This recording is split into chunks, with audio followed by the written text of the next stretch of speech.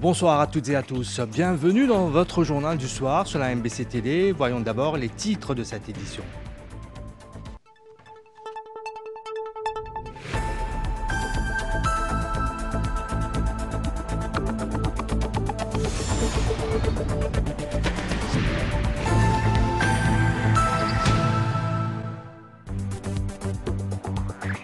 Gros plan ce soir sur l'état de l'économie mauricienne après le rapport accablant dévoilé par le gouvernement. Pas de boom économique ces dernières années, manipulation de chiffres pour gonfler la croissance, 46% de dépréciation de la roupie vis-à-vis du dollar américain, la création de la MIC et ses transactions douteuses, l'émission monétaire de 81 milliards de roupies et ses conséquences drastiques, en particulier sur l'inflation.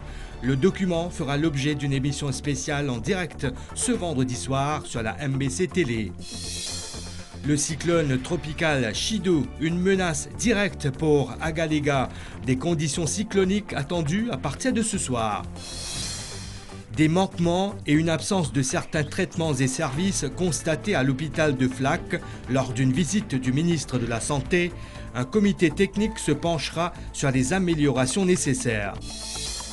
Nul écho différent, nous disons pareil, thème du Mega Blood Donation cette année, le 19 décembre, à la mairie de Port-Louis. La Blood Donors Association espère recueillir au moins 1800 pintes de sang. Domaine des TIC, atelier de travail pour les professionnels de ce secteur sur le concept Intelligent Mauritius, le but étant de conjuguer les efforts dans cette direction. Les images sont impressionnantes. Malibu ravagé par les flammes, des milliers de personnes évacuées. Troisième place mondiale pour notre compatriote Zayan John Bokus en MMA Gamma.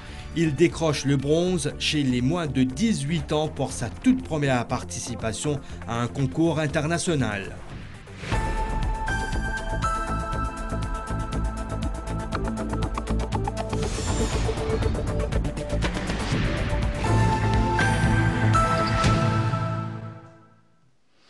Le rapport sur l'état de l'économie mauricienne dévoilé hier par le gouvernement est accablant. Constat de l'économiste, le docteur Takesh Lekou, dans un entretien accordé à la MBC en ce mercredi. Selon ses analyses, il n'y a pas eu de boom économique ces dernières années, contrairement à ce que l'ancien gouvernement nous a voulu faire croire. Selon lui, les chiffres auraient été manipulés, voire délibérément gonflés, notamment ceux du secteur de la construction, afin d'augmenter artificiellement la croissance économique.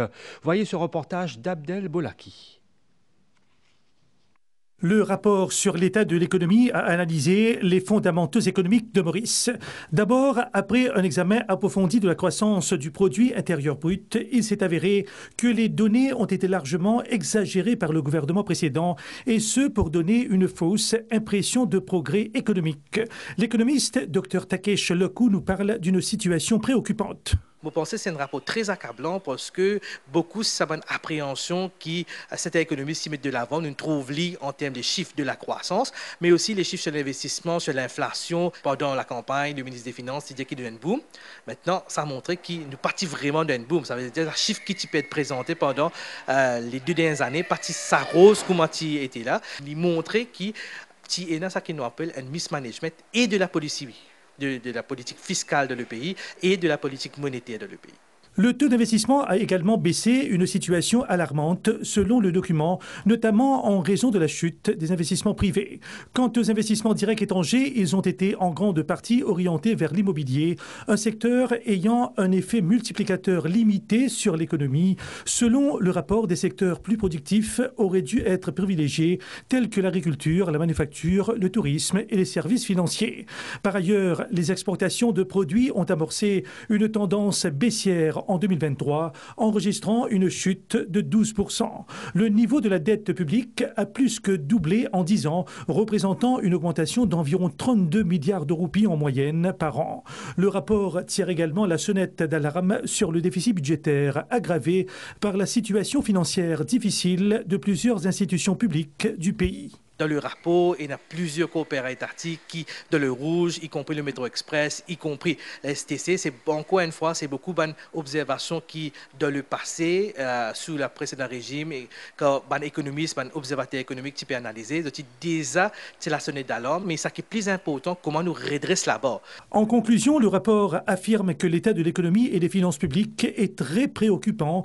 La conjoncture actuelle exige des politiques urgentes et efficaces pour y stopper la détérioration des fondamentaux macroéconomiques, relancer la croissance sectorielle et restaurer la crédibilité de nos institutions. Enfin, le rapport note que des mesures correctives réfléchies et mises en œuvre de manière responsable seront nécessaires pour gérer cette situation critique.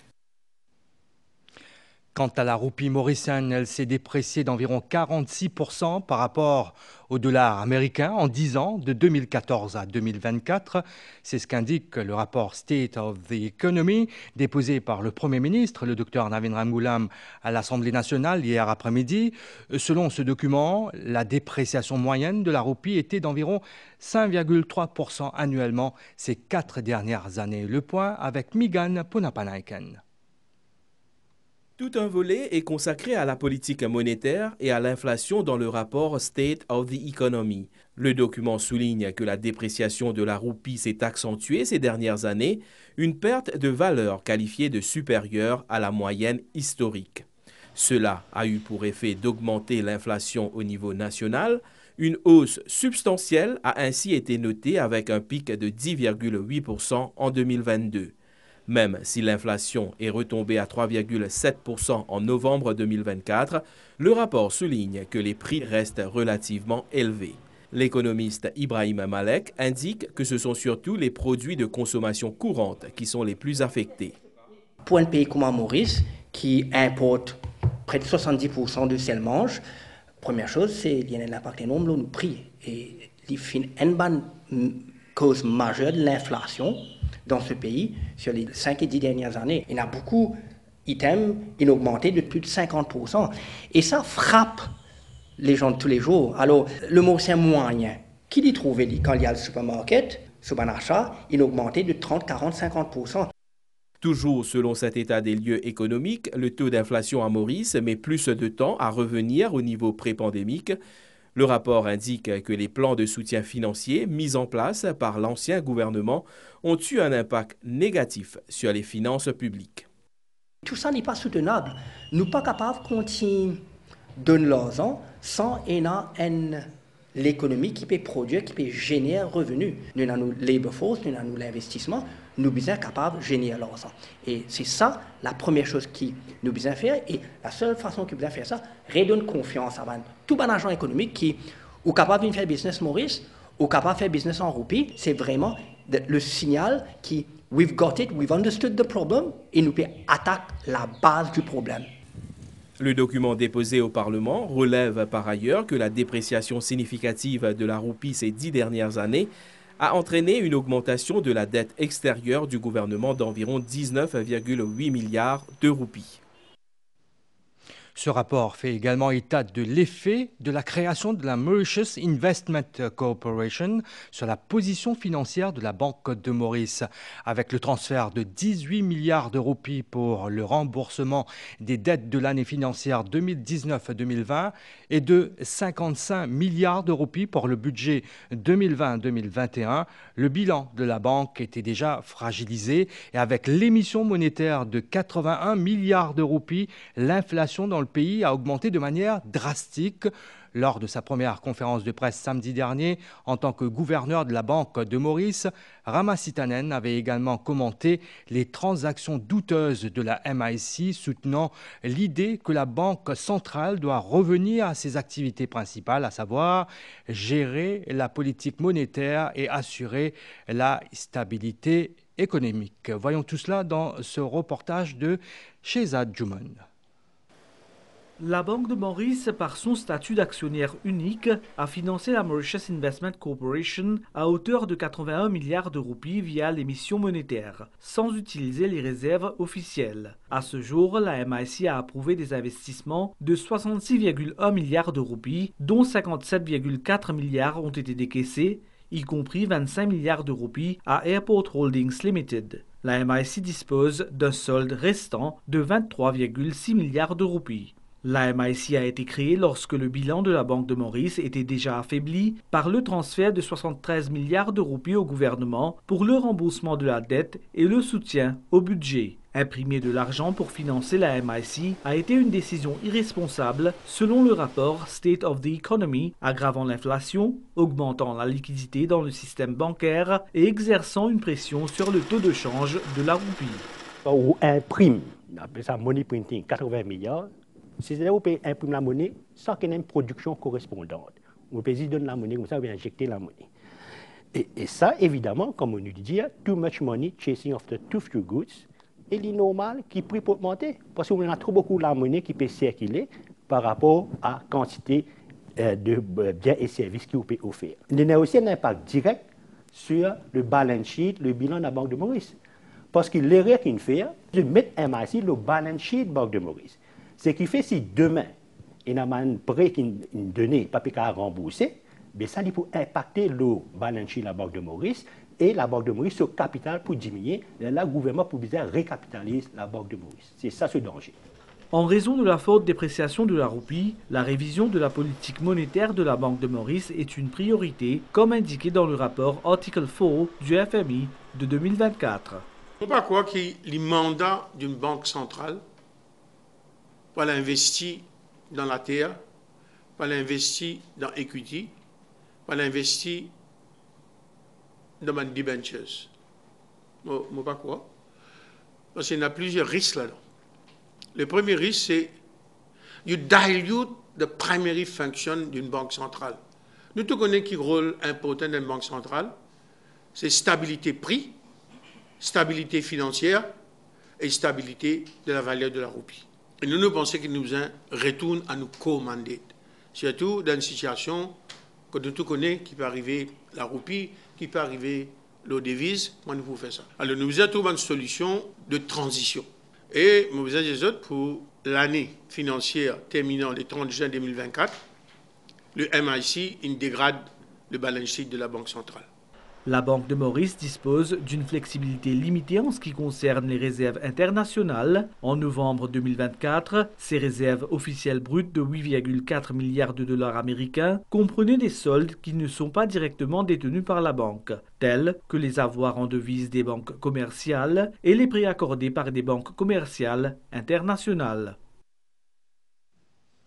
Parlons à présent de la compagnie d'aviation nationale. Le secrétaire de la Listed Companies Minority Shareholders Association a animé une conférence de presse conjointe avec l'Air Mauritius Retirees Cell ce matin. Premier point abordé, des possibles anomalies dans le paiement de la pension aux employés d'Air Mauritius partis à la retraite après 2020, alors que la compagnie était sous administration volontaire. La situation financière au sein d'Air Mauritius a aussi été commentée. Les détails avec Nitu Shadjia.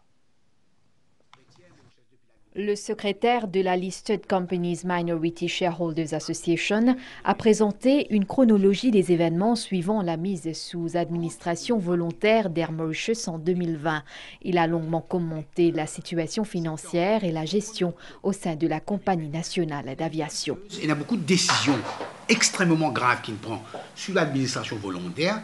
Il y a des gens qui déo 140 d'une façon assez expéditive. Il y a un Covid Act pour capable permettre de faire ça sans passeport, même Redundancy Board. En août 2021, une nouvelle compagnie finit enregistrée sous le nom de AHL. Et sa compagnie-là, elle est supposée regrouper 23 subsidiaires, incluant AML, Air Mauritius Shopping Paradise, en Bali. Et sa compagnie-là, c'est leaking l'argent avec MIC pour sauver Air Mauritius indirectement. Le 31 mars 2022, Air Mauritius est délisté depuis la bourse de Maurice. Lors de cette conférence de presse qui s'est tenue conjointement avec l'Air Mauritius Retirees Cell, il a aussi été question des employés de MK qui sont partis à la retraite ces dernières années. Il y aurait des anomalies dans le paiement de leurs pensions, selon Raj Ramlogan. Nous payons la guerre contre ces affaires qui est Mauritius, ils vendent nos pensions carrément qu'un NIC, qu'on va dire qu'ils lavent sur l'armée. Mon patient employé pas NIC, ça même moi. Moi, tu employé pas et un Mauritius. NIC, ils payent sur un employé 80% 14e mois l'année dernière, à le checker. Alors qu'il nous casse qui là-dedans. Vous connaissez un Haïti, il y a une compagnie qui est dans le trouble, ça c'est la même année du dashboard à cette époque. C'est moi et un Mauritius sur fonds de pension qui représente à peu près 5 à 6 milliards, il prend ça et il met là-bas. Bon, il y a d'autres qui viennent renflouer la caisse. Mais comme ça, quand ma tête en jeune faire, je vous dis, quand le Premier ministre peut dire avec raison qu'il finit dans un maquillage, statistique faussée. Pour résumer, le Parlement, aujourd'hui avec 60-0, il y a une occasion en eau. Pas pour créer la loi, pour bloquer une compagnie fonctionner, mais pour empêcher de fonctionner bancal. Le président de la République, Dharam Gokul, fait appel à la collaboration de tous pour le développement du pays et au renforcement de l'interculturalité. C'était lors d'une cérémonie de dépôt de gerbes au Morne. Je vous propose de l'écouter, des propos recueillis par Marine Résidu. Nous avons un nouveau gouvernement qui commence une nouvelle phase de nos développements. Le gouvernement, l'opposition, la société civile et aussi la présidence, nous pouvons bien mettre la main ensemble parce que nous pays en difficulté et nous sommes capables de surpasser cette difficulté-là. Un élément qui me content de mettre l'emphase, très important, nous sommes une population multiculturelle, nous connaissons nos culture, nous côtoyons, chacun côtoie ses camarades, mais on pense que nous arrivons à l'étape dans sa phase de développement qui nous permet de le faire, nous devons aussi donner l'attention et privilégier l'interculturalité. Ça veut dire que nous devons construire un pont. Toute cette richesse-là, nous devons partager avec chaque Mauricien, surtout nous, les jeunes et nous, les enfants. Nous avons des étudiants, des jeunes qui sont intéressés avec notre patrimoine. Le rapport sur l'état de l'économie fera l'objet d'une émission spéciale ce vendredi sur la MBC.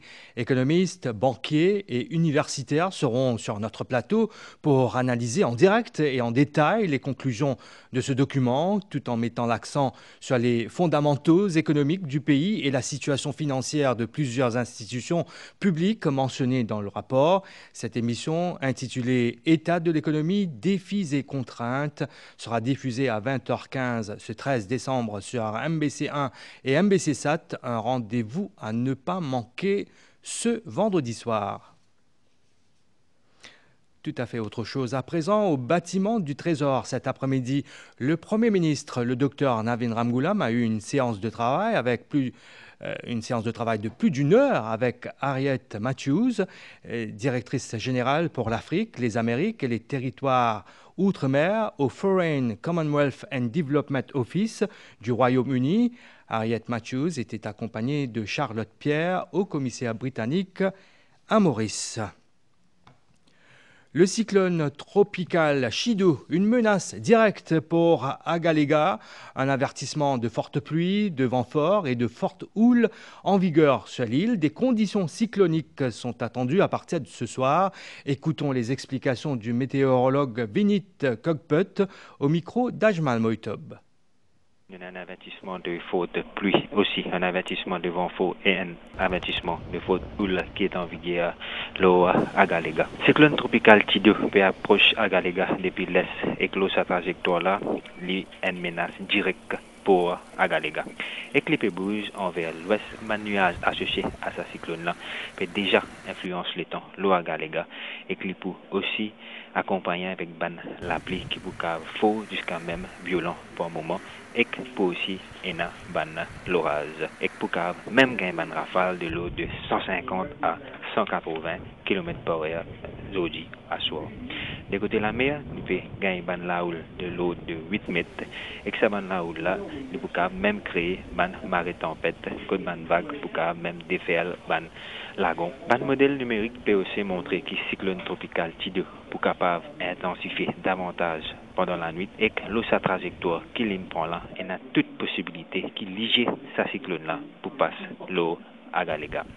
Éventuellement, les temps l'eau à Agalega pour améliorer temporairement quand lige pour l'eau à Agalega, mais vite après, les temps pour redétériorer. Le public à Agalega nous peut demander pour prendre toutes les précautions possibles et préliminaires et surtout pas faire une sortie dehors.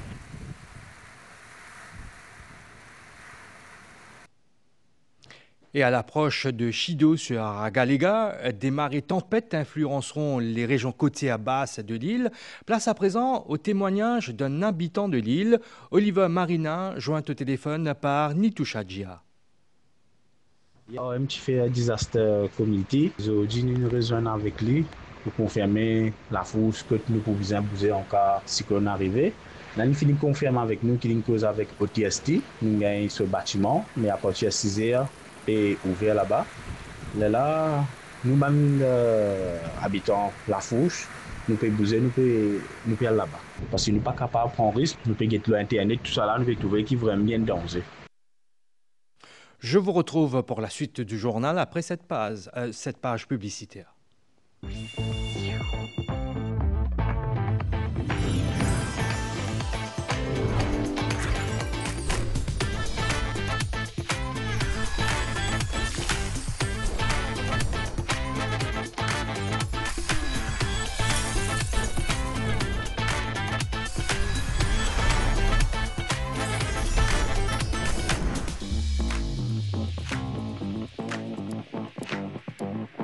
Centrepoint, at the heart of it all.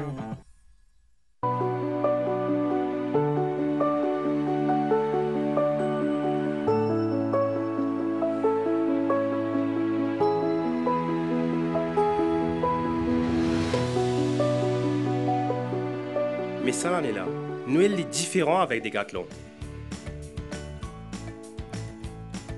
Jouez, riez, célébrez Noël ensemble.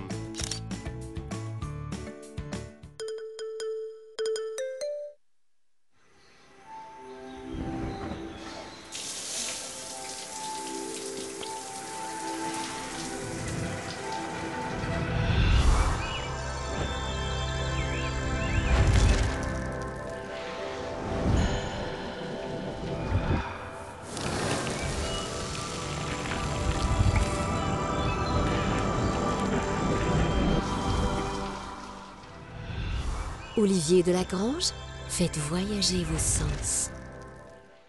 New Haircraft, your premier destination for hair restoration, where competence and knowledge meet care. Internationally renowned hair transplant specialists with years of mastery, delivering quality with every procedure. Experience the transformation with New Haircraft.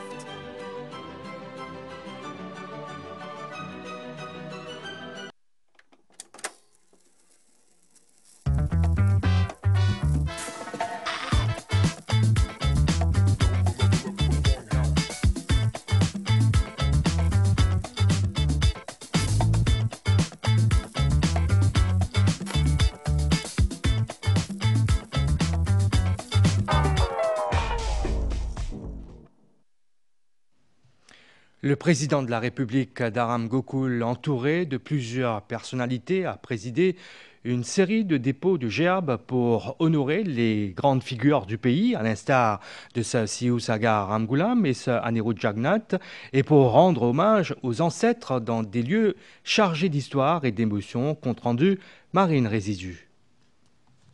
Cette journée remplie d'hommages a débuté au Kodan Waterfront à Port-Louis. Des gerbes de fleurs ont été déposées au pied de la statue de ce Siu Sagar Ramgoolam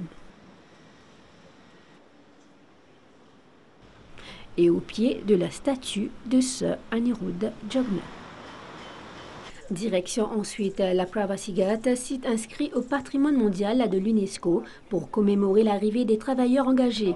Une visite du musée a rappelé l'histoire poignante de ces hommes, femmes et enfants débarqués à Maurice à partir de 1834, suivie d'une cérémonie solennelle de dépôt de gerbes. 2 jours à Port-Louis, un hommage particulier a été rendu à Anjali Kupen, militante tombée en 1943 lors d'un rassemblement pour les droits des travailleurs. Des gerbes de fleurs ont été déposées devant sa statue pour saluer son courage.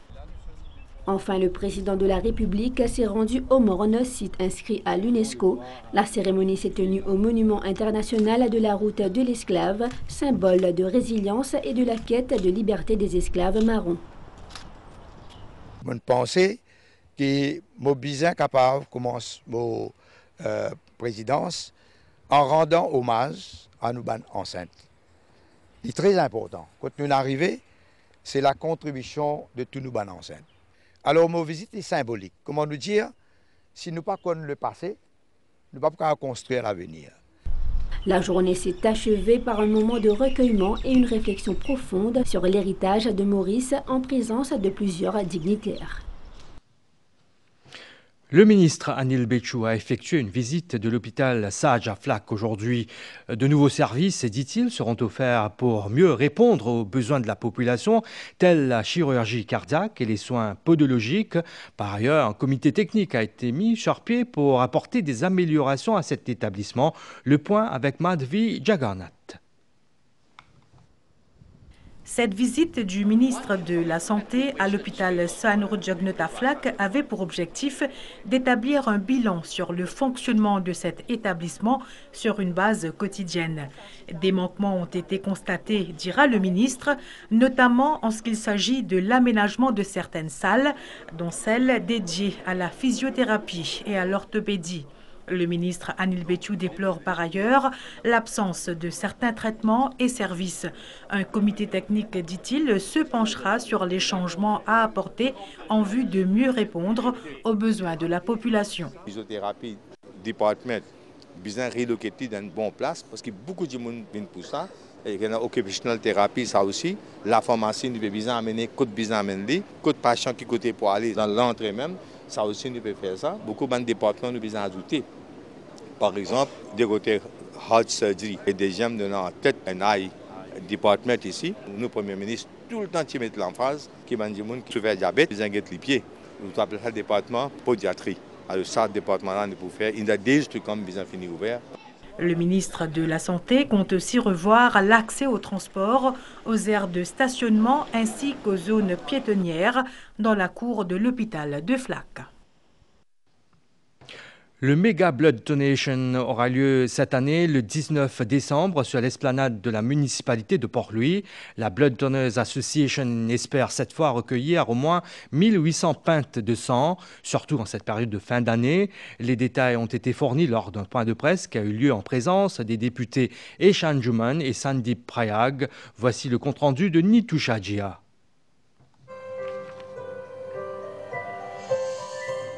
Nous l'écho différents, nous disons pareil. Le thème choisi pour le Mega Blood Donation de 2024 évoque un message d'unité. Les membres de la Blood Donors Association renouvellent encore une fois cette année cette initiative pour assurer que la banque de sang soit bien équipée en ce mois de décembre. C'est en présence des députés Eshan Juman et Sandip Prayag que le lancement du don de sang a été effectué. Ce thème qui nous servi là, c'est des gens qui sont dans une situation d'handicap et les autres peuvent faire le don de sang qui fait pas des gens qui sont en bonne santé. C'est 150 à 200 pintes qui servent quotidiennement. Donc, chaque 10 minutes, un patient peut besoin de pintes de sang. Donc, l'objectif pour nous Mega Blood Donation cette année-là, c'est 1800 pintes ou plus. Le 19 décembre, si vous pouvez faire votre shopping, vous pouvez faire des mots, vous pouvez travailler, faire un petit effort, vous donnez 200 et il peut commencer 7h du matin pour terminer à 18h. Faire don de son sang, c'est bien plus qu'un acte de générosité, surtout en cette période de fin d'année où chaque personne cherche à partager. Et puis lundi, c'était au tour des officiers de la garde-côte nationale de participer à une collecte de sang dans leurs quartiers généraux à Les Salines, une initiative visant à pallier le manque de sang particulièrement marqué en cette période festive. Reportage Jenny Yalapa. Toujours engagée dans sa mission au service de la population, la National Coast Guard ne s'arrête pas à ses fonctions premières. Ce lundi, elle vient répondre à l'appel de la banque de sang. Puisque le sang n'est pas aucun substitut, des personnes sont trouvées. Et c'est pour ça qu'il est important que nous-mêmes, en tant qu'humains, nous donnons du sang pour nous sauver la vie du monde. Ce qui est trop longtemps, on donne du sang. C'est 2 fois par an. C'est bien correct parce que le soir, nous donnons juillet ou décembre, 3 janvier ou juillet comme ça. C'est une fierté qui m'a pour soutenir sa cause. La population peut rentrer dans une période festive. Nous, la police et la National Coast Guard, nous peut rentrer dans une période intense policing pour un show qui membres du public capable de fêter en toute tranquillité. La Banque de sang souligne que les dons de sang diminuent souvent durant cette période de fin d'année et en appelle à la solidarité des Mauriciens. Du monde pas gagné dans une période festive pour venir donner du sang. Alors nous busser qui nous gagnent un donneur, nous gagnons un bon stock pour nous capables de rester dans une période festive. En partenariat avec la Blood Donors Association, elle organise la Mega Blood Donation le 19 décembre prochain pour mobiliser davantage de donneurs et répondre aux besoins urgents. Le Green Building Council of Mauritius a organisé un atelier de travail sur la construction durable ce matin à The Docks à Port-Louis. Il a réuni différents partenaires du public, du privé et de la société civile pour discuter du manifeste africain pour des villes durables. Compte rendu Claudette Geoffroy Gadevadou. D'ici 2050, l'Afrique comptera 1,1 milliard d'habitants de plus qu'aujourd'hui. Cela signifie pour le réseau régional africain du World Green Building Council une forte demande en bâtiments. Ces infrastructures devront également répondre aux défis climatiques, économiques et sociaux. Le réseau vient de lancer le manifeste africain pour des villes et un environnement durable. Le document définit les actions et les politiques relatives à l'énergie, à l'eau, aux matériaux, au financement et à l'infrastructure. Ces recommandations ont été abordées lors d'un atelier. Nous avons comment nous utilisons les ressources, de l'eau, l'énergie. Alors nous avons des matériaux, nous avons aussi des affaires à l'intérieur, qu'est-ce qui est toxique, pas toxique. Après aussi comment où servir au chantier, comment on peut construire, qui une bonne pratique qu'on met en place. Faire une consultation à travers l'Afrique pour déterminer qui est un pilier important. Nous là, nous invitons plusieurs stakeholders, que ce soit gouvernement, secteur privé, ONG, professionnels, etc. Nous pouvons réunir pour qu'il y ait un coup, ça une politique qui est recommandée dans le Africa Manifesto for Sustainable Cities et le Built Environment. Nous pouvons dire qui est une politique qui est déjà dans le Maurice, c'est une politique là, pas marcher, qui est une politique qui est recommandée, qui dans le contexte est important, qui nous paye. L'Africa Green Building Council prône le concept d'un continent sain, résilient, équitable et inclusif, et cela passe impérativement par une industrie durable de la construction. Le ministère des TIC a organisé un atelier de travail réunissant des représentants des secteurs publics et privés à l'hôtel intercontinental à Balaklava. Le but étant de définir un plan directeur commun afin d'aller vers le concept Intelligent Mauritius avec un accent particulier sur la protection des données et l'identité virtuelle. Le ministre des TIC, le docteur Avinash Ramtoel, était présent à cet événement. Compte rendu, Sarah Ono. Conjuguer les efforts des représentants du secteur des TIC, qu'ils œuvrent dans le public ou dans le privé, pour aller vers le concept Intelligent Mauritius, le but d'un atelier de travail réunissant les professionnels de ce secteur. Appeler le secteur privé aussi à se mettre autour de la table avec le secteur public nous permettront de définir ensemble quelque chose de beaucoup plus sustainable, de plus cohérent. Cette collaboration publique-privée est très essentielle et nous a permis aussi de venir de l'avant avec des propositions de solutions qui sont concrètes afin que nous puissions travailler ensemble. C'est un secteur qui apporte énormément au pays. Vous pensez, nous là aujourd'hui, nous réfléchissons un petit peu qui est un challenge, mais surtout qui est une solution nous capable apporter à ce challenge là. Les défis de ce secteur ainsi que les difficultés encourues par les compagnies et les organisations dans le domaine des TIC ont été les principaux sujets de cette séance interactive avec la participation active du ministre Avinash Ramtoel. La façon qui nous peut gérer nos bandes de données, les bien improve. Et mon bien triste quand quand tu dis parfois, je peux perdre l'argent à travers une application mobile. Nous bien aussi éduquer la population encore. Pour ça, nous avons plusieurs institutions sous le ministère Haïti qui promouvoient la culture digitale, qui aussi promouvoient la façon dont nous pouvons protéger nos bandes de données. Après 5 heures de discussion, un plan directeur définissant les actions prioritaires et les mesures à prendre sur le moyen et le long terme est prévu. Objectif, rendre Maurice plus accessible de manière virtuelle à plusieurs niveaux. À Rodrigue, 46 nouveaux bénéficiaires des plans d'aide pour le coulage de la dalle de leur maison ont reçu leur chèque en ce mercredi matin lors d'une cérémonie à l'administration centrale à Port-Maturin. Une somme de 3,6 millions de roupies a été déboursée. C'est le 4e groupe de bénéficiaires à recevoir leur chèque durant cette année financière 2024-2025. Le point avec Mario Lisette. Pour ce nouveau déboursement, 38 personnes bénéficient du Casting of Slab Scheme et 8 autres de l'Elderly Slab Scheme. Bien content, je remercie l'Assemblée régionale, je remercie le comité logement, que il y a beaucoup de gens qui font la carte papier ici cool dalle, mais grâce à ça d'autres pour ici. Depuis après 5 années, moi j'ai attendu casse dalle, je fini gagner aujourd'hui. Cool modal, moi aussi je fais mon année plus bien.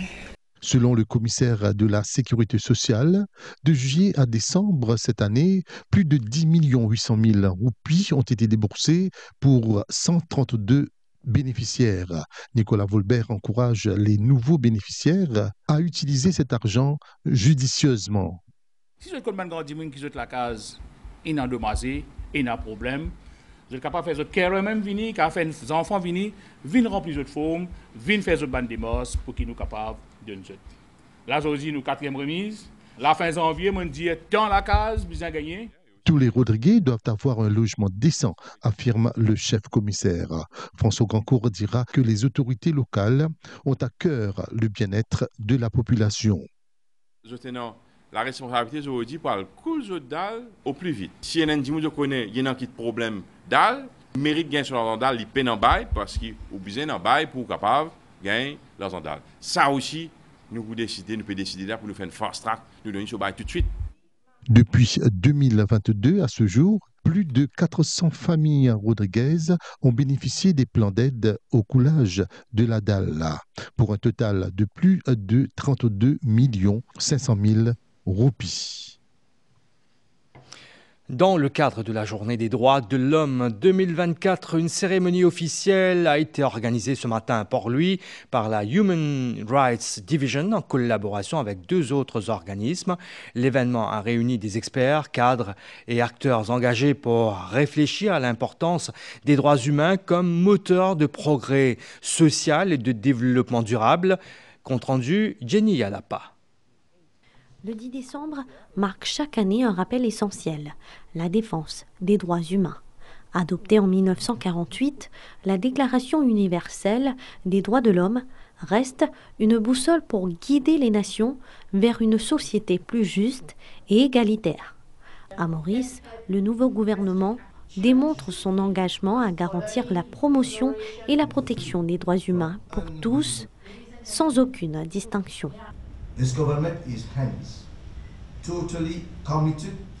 Le gouvernement est totalement engagé dans la promotion et la protection des droits de l'homme et consolidera le cadre législatif et institutionnel pour assurer une protection adéquate des droits fondamentaux de l'homme, afin que chacun soit traité avec dignité et respect.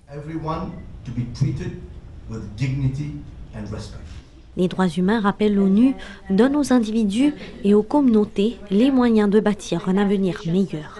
Ils sont au cœur d'une société inclusive, équitable et durable. La Journée des droits de l'homme n'est pas qu'une célébration, mais un appel à l'action pour consolider les bases d'un monde où chacun peut vivre dans la dignité et le respect.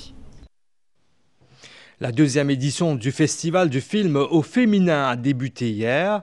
Au menu cette année, des moments de partage, des ateliers interactifs avec des étudiants et des projections de films.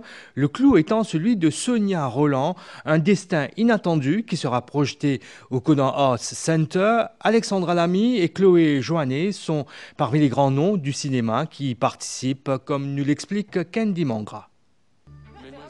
Je suis recruteur pour le comité Miss France. Maurice accueille la 2e édition du Festival du film au féminin, un événement marquant qui réunit notamment des actrices et réalisatrices Alexandra Lamy et Chloé Joannet. L'idée, en fait, la motivation de ce festival qui est né donc à l'île de la Réunion et a été la volonté aussi de l'emmener à l'île Maurice, pour partager le message de dire qu'il faut prendre la place des femmes et donner une visibilité aux femmes qui font et qui sont le cinéma à travers le monde.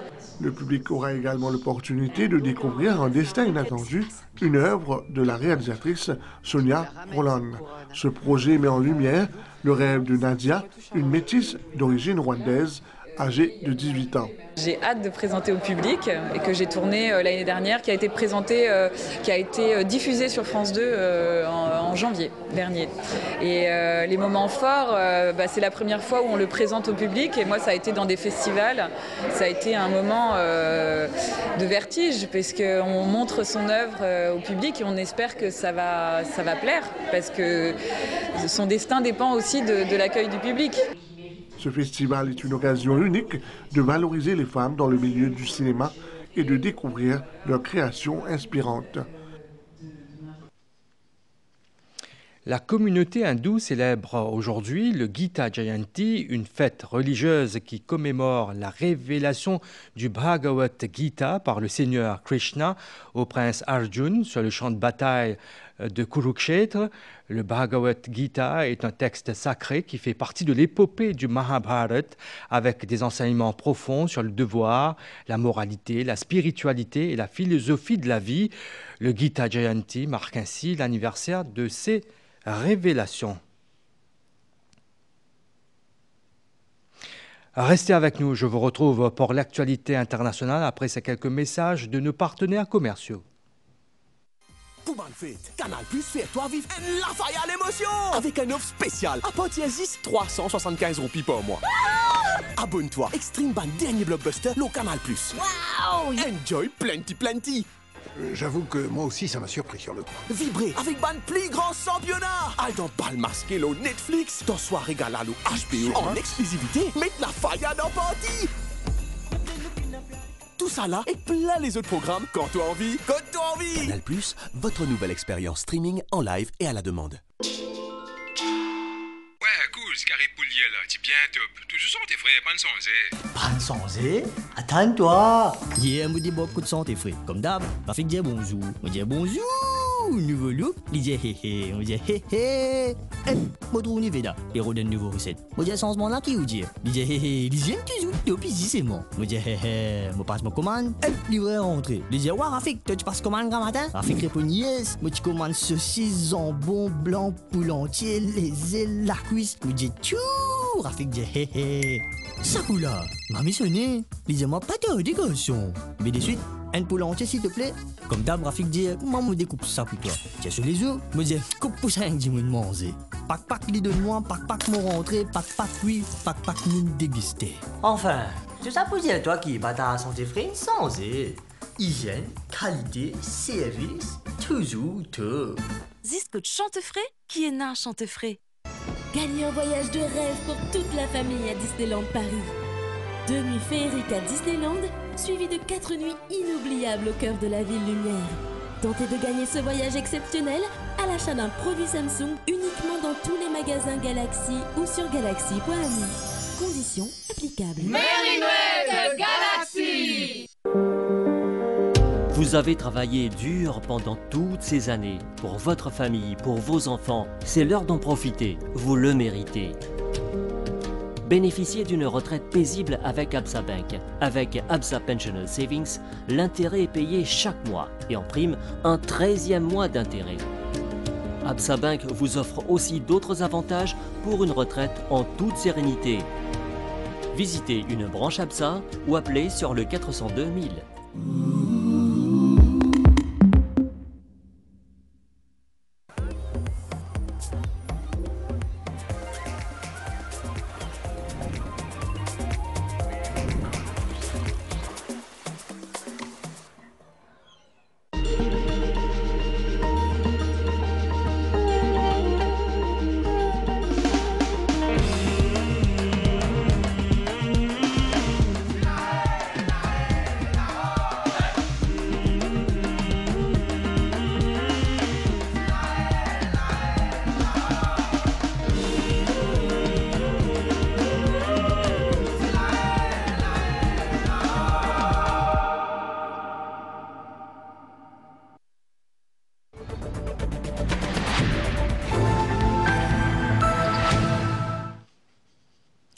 Je vous le disais en titre, les images sont impressionnantes. Malibu est ravagée par des flammes. Le feu s'est déclaré lundi soir.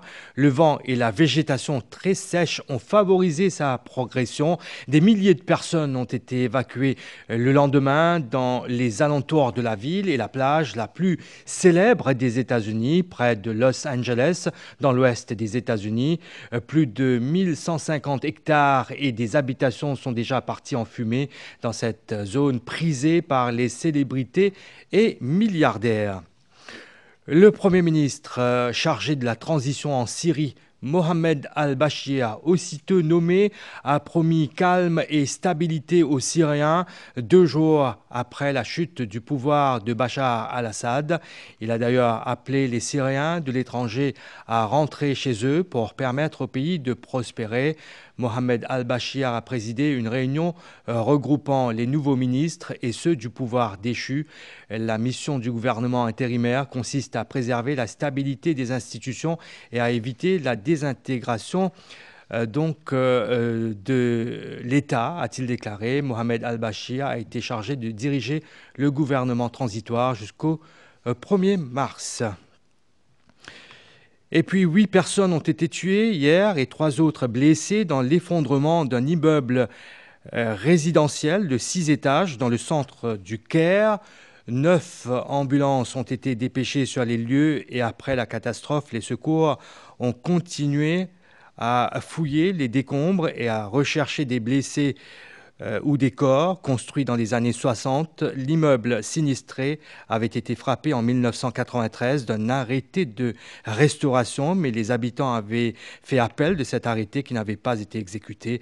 Par précaution, des immeubles voisins ont été évacués.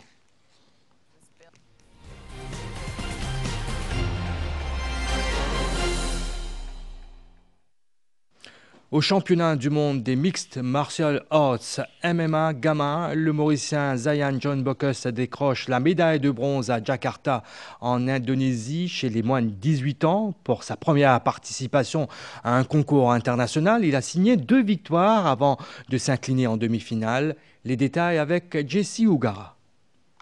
Pour sa première participation à un concours international, Zayan John Bokus s'est illustré en décrochant une médaille. Au championnat du monde des Mixed Martial Arts Gamma, le Mauricien de 17 ans est monté sur la 3e marche du podium. Il a signé 2 victoires contre des combattants indonésiens et ukrainiens avant de s'incliner en demi-finale contre le Turc Muham Ghazi. Aujourd'hui, je suis fier pour dire qu'il est mon premier Mauricien en bas de 18 ans qui finalement une médaille bronze dans le championnat du monde Gamma. Je suis combattre contre un adversaire bien fort et je suis gagner contre un adversaire depuis l'Indonésie et l'Ukraine. Ça tient une expérience vraiment inoubliable. C'est une extra grosse pression au moment pour combattre dans sa cage là, ça c'est pour la première fois. Mais je suis très fier qu'il me fait réussir sur un passement et faire une jolie performance dans sa cage là. Je suis très fier aussi qu'il me fait une médaille bronze pour mon pays. Chez les seniors, Azim Ramzan, Meherin Rassoul, Oudine Hassan et Jordan Isabelle étaient en action ce mercredi. Les Mauriciens ont été éliminés au premier tour. La délégation mauricienne rentre au pays le 18 décembre prochain. Football, avec la Ligue des Champions, 6 victoires en autant de sorties pour Liverpool. Les Reds sont partis s'imposer 1-0 sur la pelouse de Gérone hier soir pour consolider leur première place au classement. Le Real Madrid, Aston Villa, le Paris Saint-Germain et le Bayern Munich ont aussi gagné leurs matchs respectifs.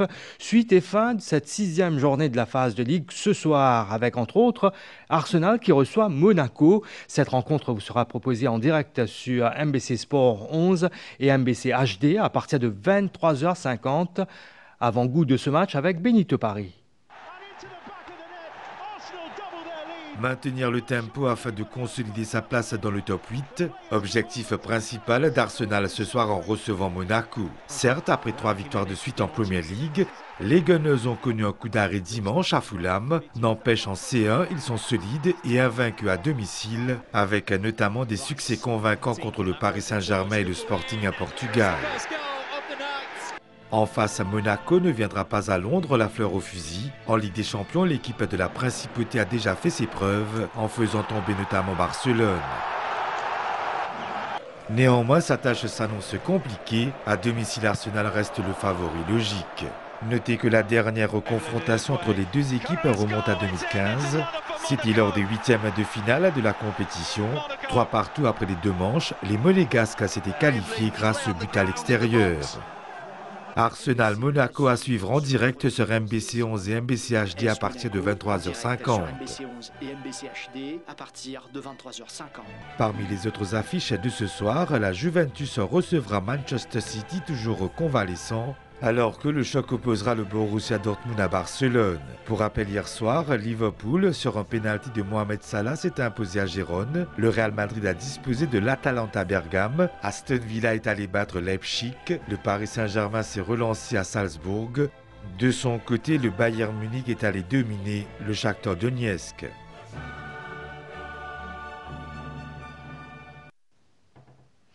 Place à présent aux prévisions météorologiques pour les prochaines 24 heures avec Abdel Boulaki.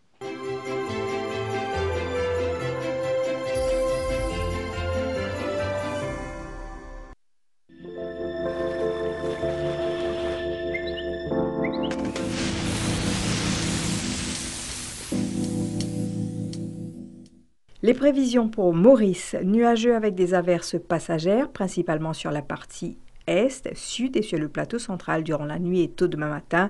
Ces averses pourraient être localement modérées. Des poches de brouillard sont aussi attendues dans certains endroits. Il fera entre 20 et 26 degrés pour la minimale. Le temps va s'améliorer graduellement et il fera essentiellement beau au cours de la journée de demain. Il fera entre 24 et 32 degrés. Vent du sud-est de 15 à 25 km/h avec des rafales de l'ordre de 50 km/h. La mer est forte au-delà des récifs avec des houles du secteur sud de l'ordre de 2,50 m. Les sorties en haute mer sont déconseillées. Essentiellement beau cette nuit et tôt demain matin à Rodrigue. La température minimale variera entre 21 et 24 degrés. Ciel mi-couvert avec de faibles ondées, principalement sur les hauteurs au cours de la journée de demain. La température maximale variera entre 27 et 30 degrés. Vent de l'est-sud-est de 20 à 30 km/h avec des rafales de l'ordre de 50 km/h. Mer forte au-delà des récifs avec des houles du secteur sud de l'ordre de 2,50 m. Les sorties en haute mer sont déconseillées.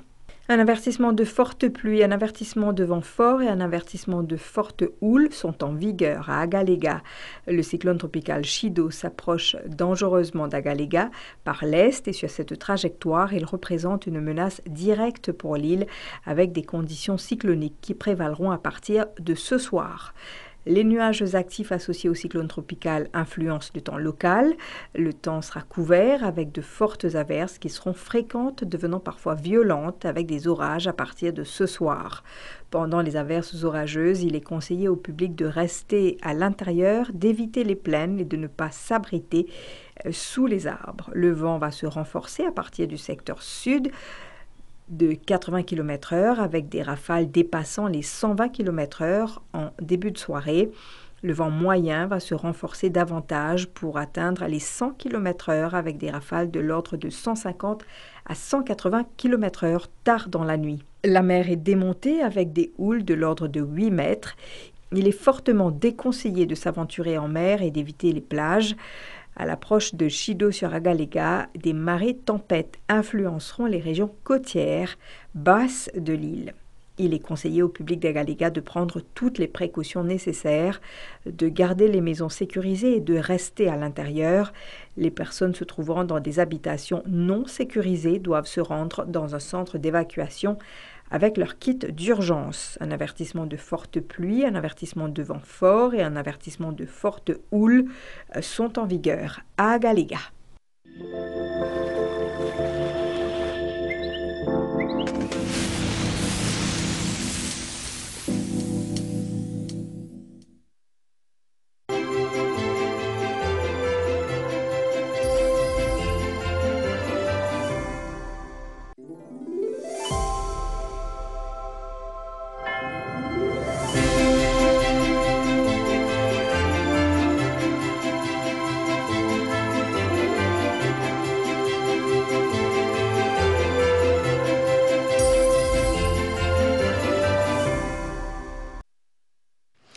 Le point météo de Valérie Cali qui nous amène à la fin de cette édition. Merci beaucoup pour votre fidélité à ce rendez-vous chaque soir sur la Une. Très bonne soirée à toutes et à tous.